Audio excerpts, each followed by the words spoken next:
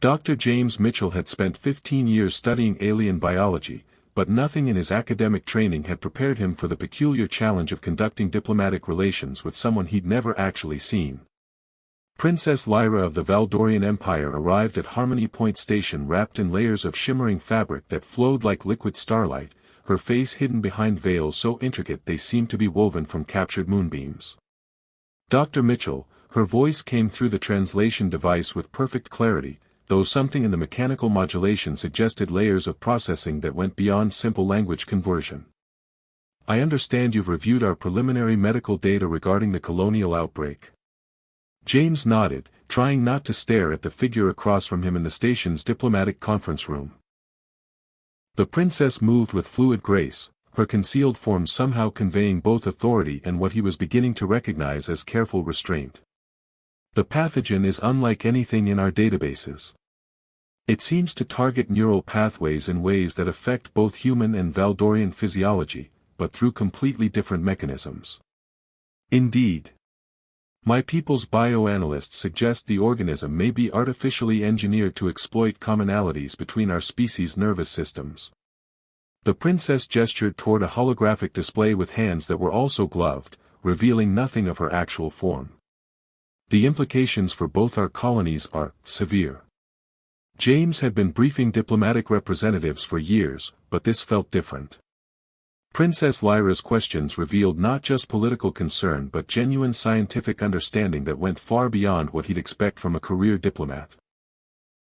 Her inquiries about protein folding, neural pathway interactions, and biochemical cascade effects suggested someone with advanced training in xenobiology. Your Highness, if I may ask, what's your background in biological sciences? There was a pause that lasted just long enough to feel significant. My people value comprehensive education. I have studied many fields that might prove useful in diplomatic contexts. It was a perfectly reasonable answer that somehow felt like a deflection. James found himself curious about what lay behind the diplomatic language, but before he could pursue the question, alarms began wailing throughout the station. Medical emergency, Section 7, announced the station's AI. Pathogen containment breach. All qualified medical personnel report immediately. James was moving toward the door before the announcement finished, his emergency medical kit already in his hands. Behind him, he heard the rustle of fabric as Princess Lyra rose to follow. Your Highness, you should remain in secure diplomatic quarters until... Dr. Mitchell, Princess Lyra interrupted, and for the first time her mechanical translator carried what sounded like genuine emotion. If this pathogen affects both our species, then both our species' expertise may be required to address the crisis. I volunteer my assistance. The biocontainment lab in Section 7 was controlled chaos when they arrived. Station medical staff worked frantically to treat 3 colonists whose neural systems were shutting down in cascading failure, while containment protocols struggled to prevent the pathogen from spreading further into the station's life support systems. Dr. Mitchell, called Chief Medical Officer Rodriguez, her face drawn with exhaustion and fear. We can't stabilize them. Every treatment we try just seems to accelerate the neural degradation. James began his examination while Princess Lyra moved to the lab's analysis stations with the confident efficiency of someone who knew exactly what she was doing. Her hands, still gloved, moved over the bioscanners with practiced precision. The pathogen is adapting, she announced, her voice now carrying urgency that cut through the translator's modulation. Each treatment attempt provides it with new information about the host's defensive systems. We're inadvertently teaching it to overcome our countermeasures. James looked up from his patient, struck by both the accuracy of her observation and the clinical detachment with which she'd made it. Then we need to approach this backwards. Instead of fighting the pathogen directly, we need to modify the neural pathways it's targeting. Precisely, Princess Lyra said, already pulling up molecular structures on the lab's main display. But the modification must be precise enough to protect the pathways without disrupting normal neural function. What followed were the most intense 18 hours of James's medical career. Working alongside Princess Lyra, he discovered that her scientific knowledge wasn't just comprehensive, it was intuitive in ways that suggested deep, personal understanding of biological systems. She anticipated problems before they occurred, suggested solutions that were both elegant and practical, and demonstrated a grasp of interspecies physiology that rivaled his own expertise. "How are you doing this?" James asked during a brief rest break, watching as Princess Lyra synthesized compounds with the skill of someone who'd spent years in advanced research. "Your understanding of human neural chemistry is better than most human doctors I know." Behind her veils, he thought he detected what might have been a smile. "My people have been studying xenobiology for longer than yours might assume, Dr. Mitchell. We have practical reasons for understanding how different species' biological systems function." There was something in her tone that suggested layers of meaning he wasn't grasping, but before he could explore further, their synthesis alarm indicated that the neural pathway stabilizer was ready for testing. The treatment worked. Not just worked, it worked brilliantly, halting the pathogen's progression and beginning the process of neural regeneration that would eventually restore the patients to full function. But more than the medical success, James found himself focusing on the woman who had made it possible. "Princess Lyra," he said as they completed their documentation of the treatment protocol, "that was remarkable work. I've never collaborated with anyone who understood complex biological interactions so intuitively." "Thank you, Dr. Mitchell." Her voice carried warmth that even the mechanical translation couldn't completely mask. "I found our partnership unexpectedly rewarding." James realized he was staring again, trying to read expression from posture and gesture since her face remained hidden. "Would you consider extending your stay on the station? There's more research we could accomplish together, and frankly, I'd value your continued collaboration." The pause that followed felt significant, charged with possibilities that neither of them could quite articulate. "I would find such collaboration personally meaningful," Princess Lyra said finally. "My diplomatic schedule permits several more days on Harmony Point." As James watched her graceful departure from the biolab, he found himself wondering what it would be like to know the person behind the veils, to understand the brilliant mind that had just saved 3 lives with the kind of scientific intuition he'd never encountered before. Dr. James Mitchell had always prided himself on his scientific objectivity, his ability to maintain professional detachment in any situation. But as he stood in the quiet biolab, surrounded by the evidence of their successful collaboration, he admitted to himself that Princess Lyra had accomplished something no other diplomatic representative ever had. She'd made him genuinely curious about the person rather than just the position.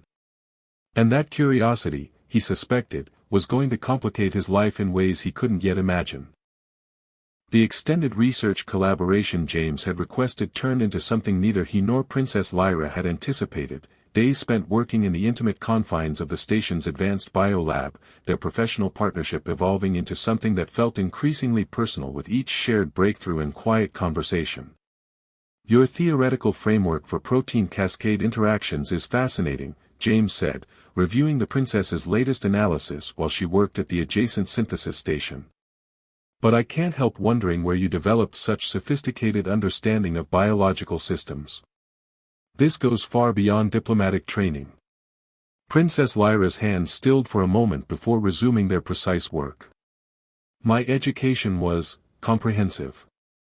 In Valdorian society, knowledge is valued above most other qualities."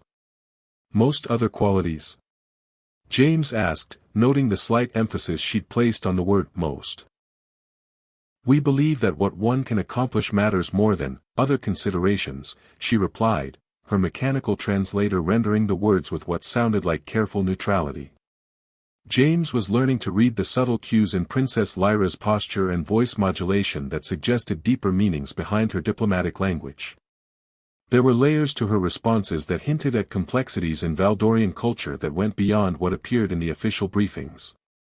"Other considerations," James repeated thoughtfully. "Like what?" The pause that followed was long enough for James to wonder if he'd crossed some invisible boundary. When Princess Lyra spoke again, her voice carried a weight that seemed to press against the mechanical translation. "In every society, Dr. Mitchell, there are those who are favored by circumstance and those who must prove their worth through other means. I belong to the latter category." James looked up from his work, studying the concealed figure across from him. Princess, you're demonstrating biological expertise that would earn you research positions at any major institution in human space. Whatever circumstances you're referring to, they haven't prevented you from becoming genuinely brilliant. Behind her veils, he thought he detected what might have been a sharp intake of breath. You are, kind to say so. I'm not being kind. I'm being accurate. James set down his instruments and turned to face her directly. Lyra, may I call you Lyra when we're working? In 3 days you've shown me approaches to xenobiology that I never would have considered. That's not diplomacy or courtesy. That's genuine scientific insight. Lyra, she repeated softly, as if testing how his name for her sounded. Yes, I would like that. Over the following days, their conversations became more personal even as their scientific work grew more complex. James found himself looking forward not just to their research collaboration, but to the moments between experiments when Lyra's carefully maintained diplomatic composure would relax enough to reveal glimpses of humor, curiosity, and what seemed to be carefully guarded loneliness. Tell me about human courtship rituals, Lyra said during one of their rest breaks, the request emerging so suddenly that James nearly spilled his coffee. That's a pretty broad topic, James replied, wondering where the question had come from. Are we talking about diplomatic protocols for formal interactions, or are you asking about personal relationships? Personal relationships, Lyra said, her translator somehow conveying what sounded like genuine curiosity mixed with uncertainty. I understand that humans form pair bonds based on emotional and intellectual compatibility rather than predetermined social arrangements. James nodded, intrigued by the direction of their conversation. For most humans, yes. We tend to choose partners based on shared interests, emotional connection, physical attraction, and compatibility of life goals. Though the process can be complicated. Physical attraction, Lyra repeated, and something in her tone suggested the concept carried different implications for her than for humans. This is important to human pair bonding. It's usually part of the equation, James said carefully, sensing that he was navigating culturally sensitive territory. But for lasting relationships, most humans find that intellectual and emotional connections matter more than initial physical attraction. Lyra was quiet for a long moment, and James found himself wondering what thoughts were passing behind her concealed features. In Valdorian society, she said finally, physical attributes determine much about one's life path. Those born with favorable characteristics enjoy advantages that others cannot access regardless of their other qualities. James felt pieces of a puzzle beginning to align. And those born with less favorable characteristics learn to find value in other pursuits, Lyra said, her voice carefully neutral. Intellectual achievement, service to society, diplomatic skill. Ways of contributing that do not require visual presentation. The implications hit James like a physical blow. Princess Lyra's concealment wasn't just cultural tradition, it was protection from a society that judged people based on their appearance in ways that made human beauty standards seem trivial by comparison. Lyra, James said softly, that's why you're always veiled, isn't it? Not just diplomatic protocol. The silence stretched between them like a confession neither could take back. When Lyra spoke again, her voice was barely above a whisper. My people believe that those who cannot please the eye should not burden others with their presence. I have been fortunate to find ways to serve that do not require direct visual interaction. James felt anger building in his chest, not at Lyra, but at a culture that could waste someone of her obvious intelligence and compassion because of arbitrary aesthetic standards. That's the most ridiculous thing I've ever heard, he said with feeling. Lyra, you're brilliant, kind, dedicated, and one of the most interesting people I've had the privilege to work with. Any society that judges you based on your physical appearance instead of those qualities is fundamentally broken. Behind her veils, he could see her shoulders trembling slightly. You say that because you have not seen. I've seen what matters, James interrupted gently. I've seen your mind, your heart, your dedication to helping others. I've seen you work 18-hour days to save lives. I've seen you laugh at terrible scientific puns and get excited about protein structures. Those are the parts of you that matter to anyone worth knowing. Dr. Mitchell. James, Lyra said, and her voice carried emotions that even the mechanical translation couldn't mask. You cannot know what it means to hear someone say such things.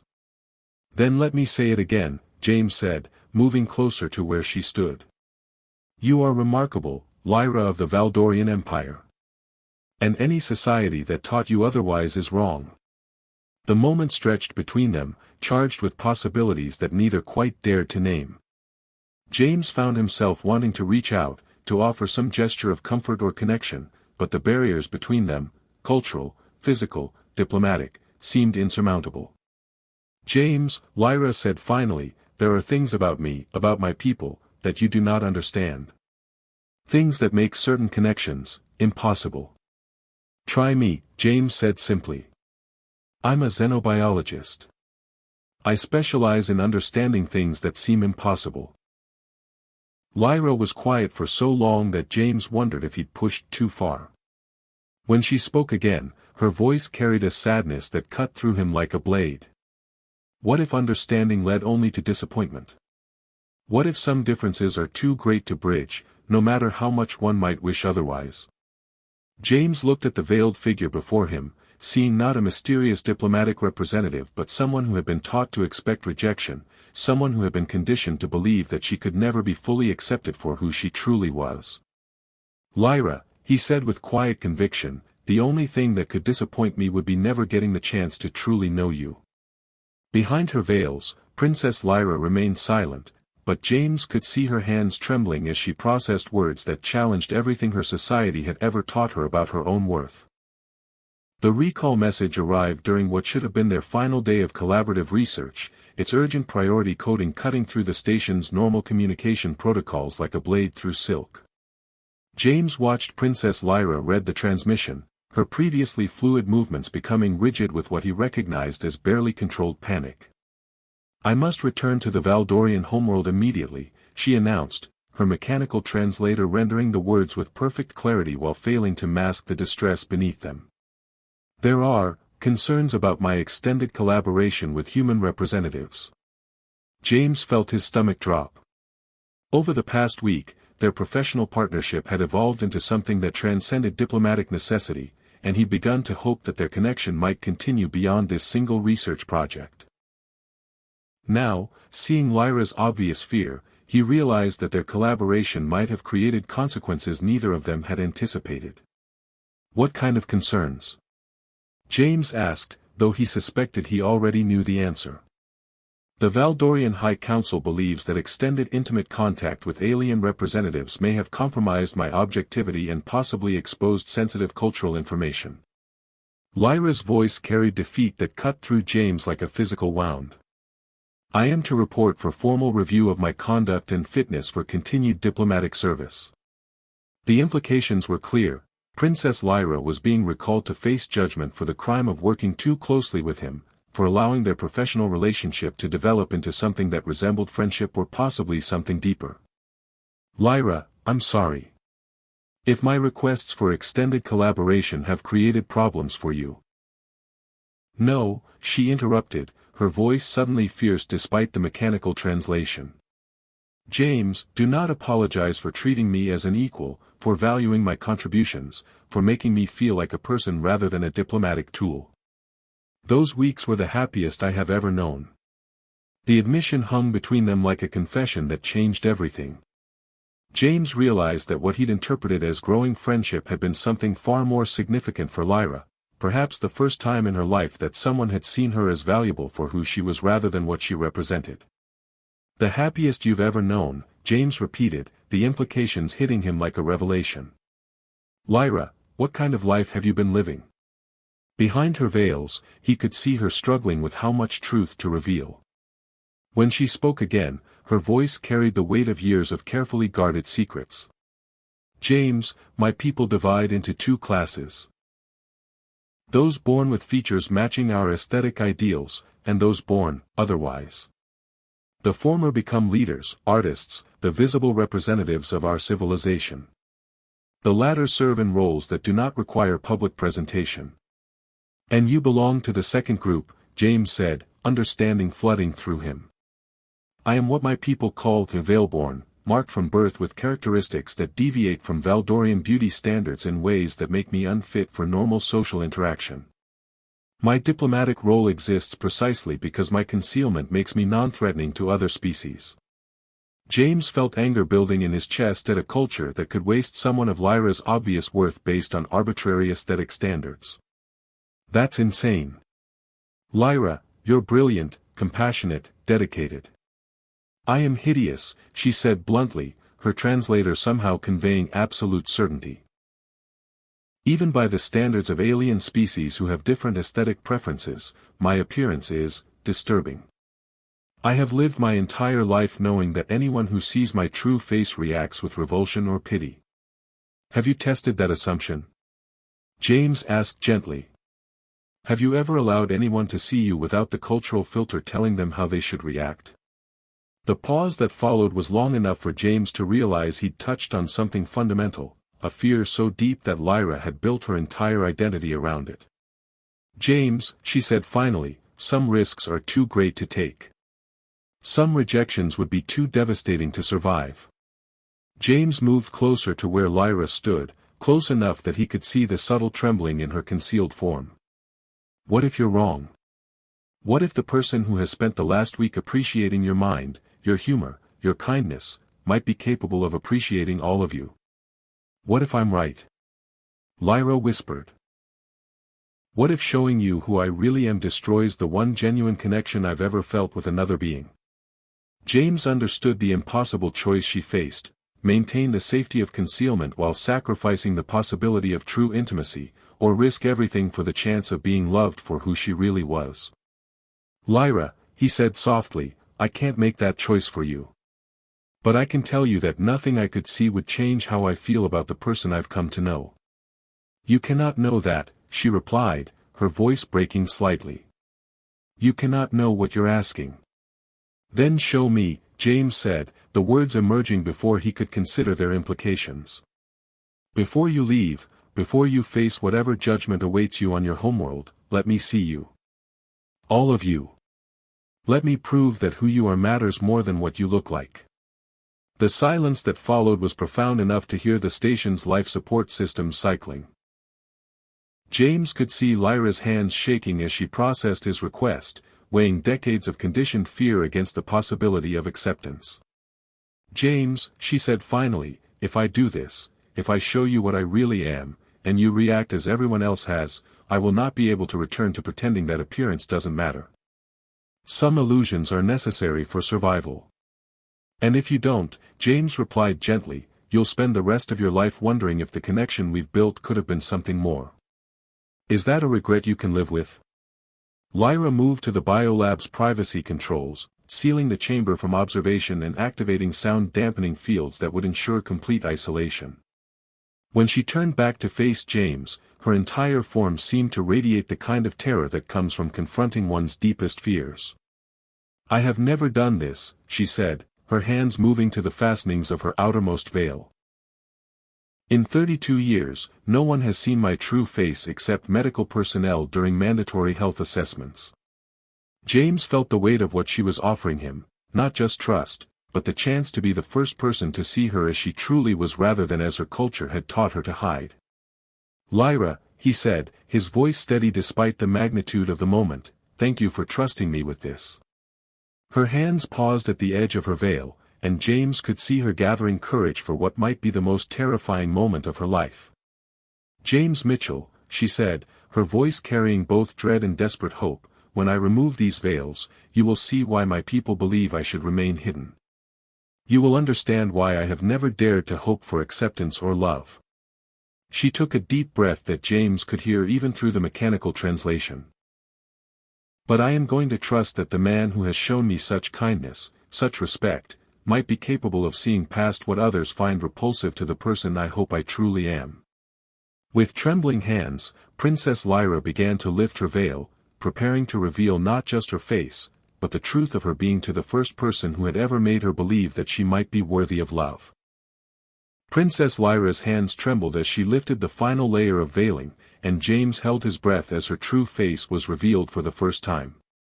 What he saw challenged every assumption he'd made about Valdorian beauty standards and made him understand why she'd spent her life believing she was monstrous. Her features were a striking blend of familiar and alien, ears that swept back in elegant points twice as long as he'd expected, skin that shimmered with subtle bioluminescent patterns that shifted like aurora across her cheekbones, and eyes that held depths of violet and silver that seemed to contain entire galaxies. But it was the asymmetry that marked her as different.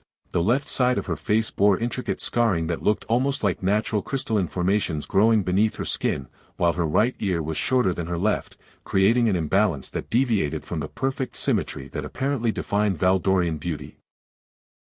James stared for a long moment, and he watched Lyra's expression shift from desperate hope to crushing disappointment as she interpreted his silence as the revulsion she'd been conditioned to expect.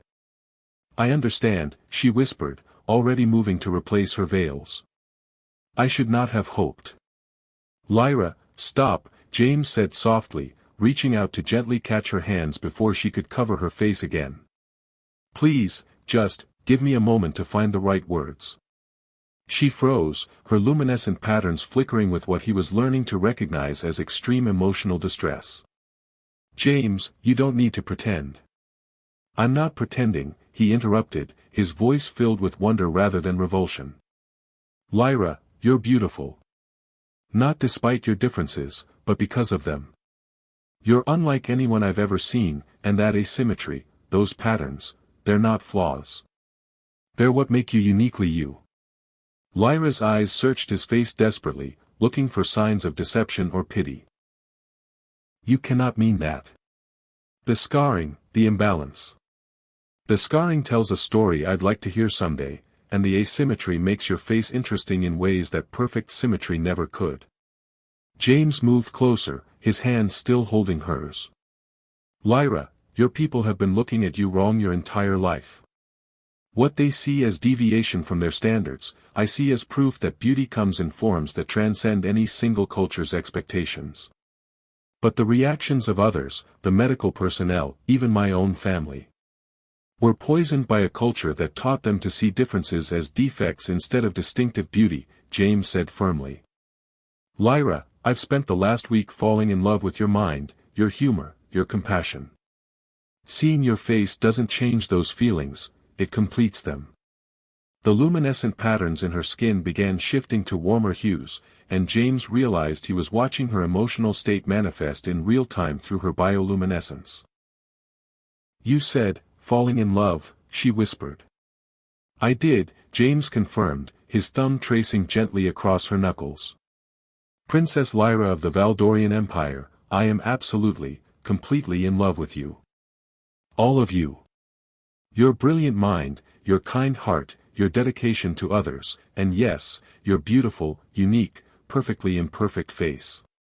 Tears began sliding down Lyra's cheeks, but her bioluminescent patterns were now glowing with what looked like joy. "James, I have dreamed of someone saying such words to me, but I never believed it could be possible." "Believe it," James said, raising one hand to gently touch the crystalline scarring on her left cheek. "Though I have to ask, are you willing to take a tremendous risk with me?" "What kind of risk?" James pulled out his communication device, displaying a message he'd prepared but hadn't been sure he'd have the courage to send. "I'm going to request permission to accompany you to the Valdorian homeworld as a xenobiological researcher studying interspecies medical collaboration. When you face their judgment, you won't face it alone." Lyra's eyes widened with a mixture of hope and terror. "James, you don't understand what you're suggesting. If you accompany me, if you're seen with me in my homeland, you'll witness how my people truly treat those like me. It will be painful. Then maybe it's time someone challenged their treatment of people like you," James replied. "Lyra, you've spent your life believing you have to accept their judgment about your worth. What if you had someone standing beside you who could demonstrate that their judgment is wrong? The High Council will never accept testimony from an outsider about Valdorian cultural matters. They might accept testimony about the medical and scientific contributions of the diplomat they're judging, James countered. Let me come with you. Let me show them what I see when I look at you, not a person who needs to hide, but someone whose unique perspective and capabilities make her invaluable. Lyra studied his face, and James could see her weighing 32 years of conditioned fear against the possibility of finally standing up to the culture that had taught her to see herself as worthless. If you do this, she said carefully, if you come to my world and advocate for me, you'll be challenging assumptions that have guided Valdorian society for centuries. The consequences could be severe for both of us. Then we'll face them together, James said simply. Lyra, you've given me the gift of seeing your true self. Let me give you the gift of standing beside you while you show your people who you really are. The journey to the Valdorian homeworld took 3 days, during which James and Lyra worked together to prepare a comprehensive presentation of their medical collaboration and its benefits to both civilizations. But more importantly, they spent those days with Lyra's face uncovered for the first time in her life, allowing James to learn the subtle expressions that had been hidden behind veils, to see how her luminescent patterns shifted with her moods, to understand the full beauty of someone he'd already grown to love. The trial before the Valdorian High Council was everything Lyra had warned him it would be, a formal proceeding where she was expected to stand accused and accept judgment for her alleged failures in diplomatic protocol. But James's intervention transformed the trial into something unprecedented, a presentation of evidence that Princess Lyra's work had saved thousands of lives across multiple species, that her unique perspective and capabilities made her not just valuable but irreplaceable. Honored Council, James addressed the assembly with the confidence of someone who'd spent years presenting research to skeptical audiences. You are judging someone who represents the best of what interspecies cooperation can achieve. Princess Lyra's contributions to medical science in the past month exceed what most researchers accomplish in entire careers. The moment of truth came when the council demanded that Princess Lyra remove her veils before the assembly, not as a revelation of trust, but as a demonstration of why she belonged in concealment. James watched as Lyra stood before her people's highest authorities, her unique features fully visible, her bioluminescent patterns glowing with the courage she'd found to stop hiding. Council members, Lyra said, her voice steady and clear without the mechanical translation, I stand before you not as someone seeking forgiveness for my appearance, but as someone who has learned that worth is not determined by conformity to aesthetic standards. The silence that followed was profound, but James saw something in the faces of several council members that suggested Lyra's words had found their mark. I have spent my life believing that my differences made me less valuable to our society, Lyra continued. But my collaboration with Dr. Mitchell has shown me that those same differences, my unique perspective, my willingness to work with other species, my ability to see beyond traditional boundaries, are precisely what make me most valuable. The Council's final judgment surprised everyone, not condemnation, but a formal recognition of Princess Lyra's contributions and a new assignment as head of interspecies medical collaboration. A position that would allow her to continue the work she and James had begun, with full diplomatic authority and without the requirement of concealment. 6 months later, James stood in the joint research facility they'd established on Valdorian territory, watching Lyra work with a team of researchers from 6 different species. Her face was uncovered, her bioluminescent patterns shifting with enthusiasm as she explained a new breakthrough in cross-species neural interface technology. No regrets? Lyra asked during one of their quiet moments together, her hand finding his as they watched the sunset paint the alien sky in shades of gold and violet. Only one, James replied, bringing her hand to his lips to kiss the crystalline scarring that had once marked her as different in her people's eyes. What's that? That it took so long for you to realize how extraordinary you are, James said, looking into eyes that held galaxies and seeing not difference but beautiful uniqueness. And that I almost missed the chance to love someone who shows me every day that true beauty has nothing to do with conformity and everything to do with the courage to be authentically yourself. Lyra's bioluminescent patterns shifted to the warm golden hues that James had learned indicated pure happiness, and as she turned to face him fully, her unique, asymmetrical, absolutely beautiful face glowing in the alien starlight, she asked the question that had started their journey together. Could you still love me like this? Especially like this, James replied, and meant it with every fiber of his being. Always like this. Their love story had become legend among both their peoples, proof that the most beautiful connections transcend superficial differences and that true love sees not what society expects, but what actually exists, the irreplaceable uniqueness that makes each being worthy of acceptance, respect, and love.